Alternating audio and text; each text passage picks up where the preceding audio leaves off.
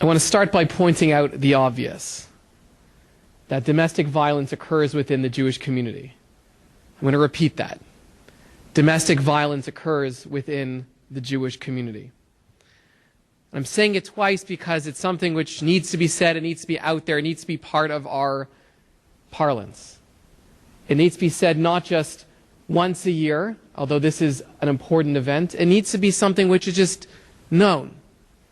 Like there are alcoholics in the Jewish community and people who are dependent on chemicals to make their way through the day and the week. There are women who experience domestic abuse, and there are Jewish men who commit domestic abuse. Most of the time when I speak, the things I'm interested in speaking about are things that are sort of gray issues. Issues of moral difficulty, where we could say this, we could say that. How are we going to find the right solution to a problem? I was asked to speak this evening, and I had to say, when I was asked, my first thought was, what am I going to say? Because in a lot of ways, this is an easy talk to give compared to other kinds of talks. Because this isn't a morally difficult issue. This isn't an issue saying, well, what do we think about abuse? We don't need to have that conversation. Because domestic abuse occurs, we know that. And it is terrible, and we know that.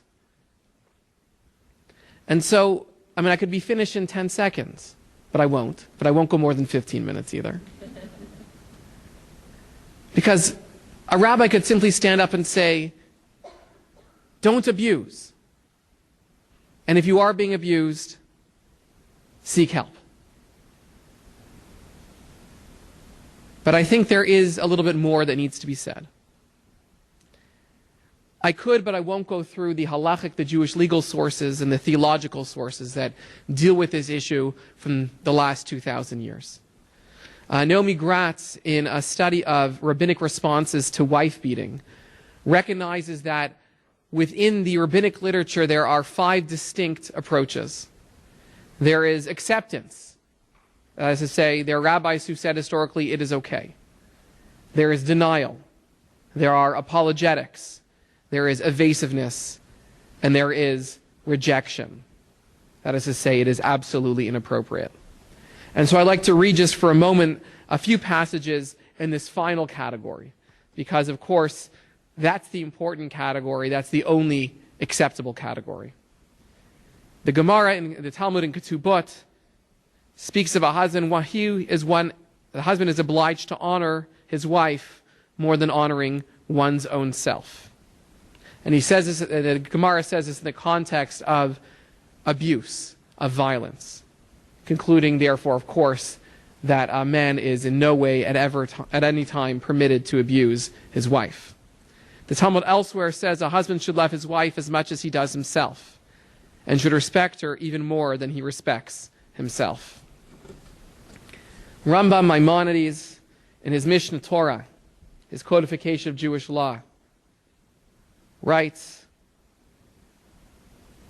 that a husband should not intimidate her too much, and I would say should intimidate her at all. He should speak with her gently, and he should be neither saddened nor angry with her. And finally, Rabbi Yosef Karo, who's the author of the Shulchan Aruch, the most major code of Jewish law, writes, and a man who beats his wife should be put under a ban and excommunicated and flogged and punished with various forms of torment. And while I don't agree with this next statement, I'm going to share it anyway. One should cut off his hand if he's accustomed to wife beating. I think it's sometimes worth vocalizing what otherwise I hope is assumed. Physical and verbal abuse are intolerable and categorically unacceptable within the Jewish community and in all communities. I am a week late, but I wanted to share with you a beautiful teaching that I heard about last week's parasha, Parashat Lech Lecha. The parsha begins with God commanding Avraham to Lech Lecha, to go forth from his land to a land that he will be shown.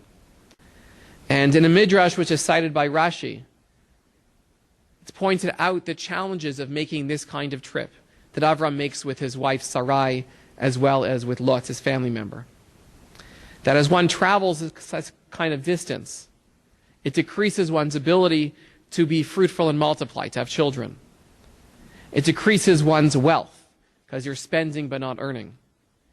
And it diminishes your reputation because where you end up, they won't know who you are. And it was pointed out, and this is not my teaching, that these three concerns are also concerns that are very much shared by victims of domestic abuse. A concern that if one comes forward, that one will lose one's reputation, that the community will look poorly upon you. And there's a concern often about losing money, that within the context of a stable relationship, at least one which has existed for a long time, there is a sense of, I know this works, I have financial means here, but if I try to leave, all of that disappears. And there's also, of course, a concern about children, a concern that children will suffer if abuse is brought forward to the community or even privately.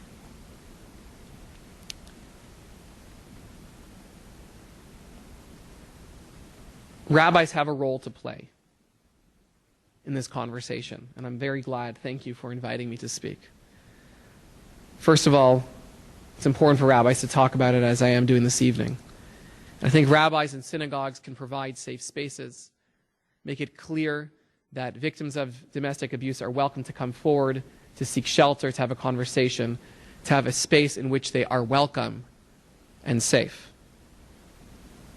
Rabbis need to be equipped to support the victims of domestic abuse and also to have the resources at hand to, I'm going to use the same word, but I mean it differently, to support abusers as well. That is to say, make sure that they find the help that they need and also liaise with authorities as appropriate. It's tricky with rabbis, and I just want to put it out there because I know rabbis have been accused, sometimes appropriately and sometimes I think not, of trying to play a middle position. That is to say, rabbis are rabbis to families and to individuals. And while our hearts may be with the victim, and I think that our hearts always are with the victim, rabbis don't stop being rabbis to people just because they do bad things. And rabbis are sometimes in a very difficult position trying to be the rabbi to both a victim and to an abuser. That's not an easy thing, and sometimes rabbis fail at that. But I think it's important to know that that's something which we struggle with and try to find an appropriate place to play.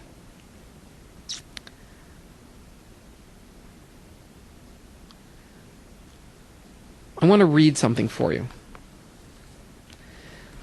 2 years ago, the New York Times ran an article about a Jewish woman. She wrote it.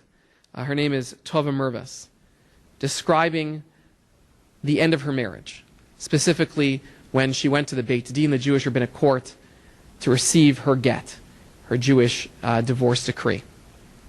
She'd been married for 17 years. She had 3 kids. Grew up in an Orthodox home.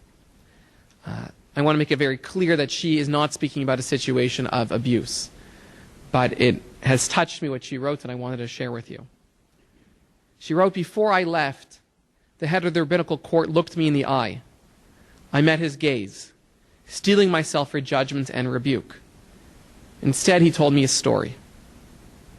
The temple altar, the Talmud says, weeps when a man divorces his wife.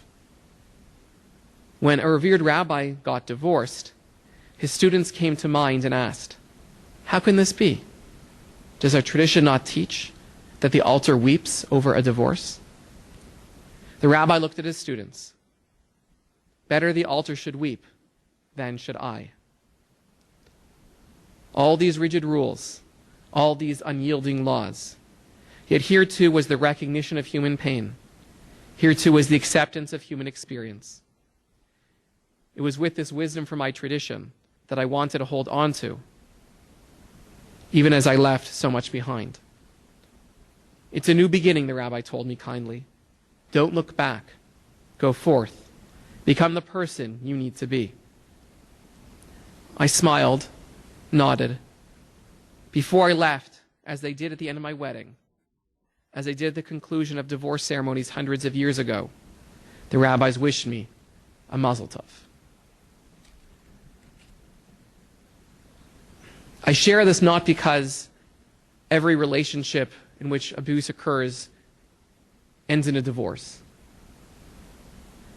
but because it gives a recognition of the human pain, the tying in of the tradition and the theological. I share this story because there is a desire to ultimately be able to say Mazel Tov, that amidst the pain and the destruction that occurs in abusive situations, there is, one can hope, a light at the end of a very, very long tunnel. And that when we support people in abusive relationships, we need to focus on the here and now, and sometimes there's very practical matters, shelters, finances, children that need to be dealt with. But if we can also imagine a moment of saying, Mazel Tov, you've experienced something difficult, but you have a new beginning, I think that actually enables us to be better advocates. And so, I'm going to circle back to the beginning as I draw to a close. This could have been a very short talk. Because what's the role of the abuser? What's the message? Stop abusing. Seek help. What's the role of the victim? Well, it's again clear. Seek help. But what's the role of everyone else? That's the role that sometimes needs a little clarification. And I hope we're going to focus there a little bit tonight. Obviously, don't blame the victim. People are complicated. Don't assume that just because someone is successful or financially generous that he or she cannot be an abuser. Educate yourself, volunteer, and donate to causes, to organizations that work within this realm. There's a lot of work that our community still needs to be doing, and I'm so thankful to be part of doing just a little piece of it tonight. Thank you so much for having me, and I look forward to the next presentations.